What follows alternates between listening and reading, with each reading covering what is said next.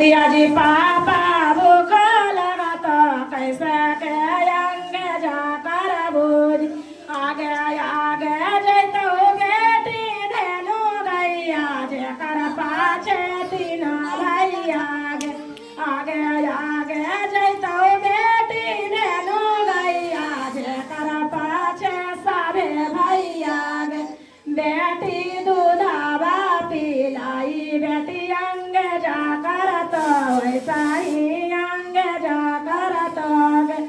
बेटी दूधावा पिलाई बेटी अंग जा करत वैसा ही अंग जा करत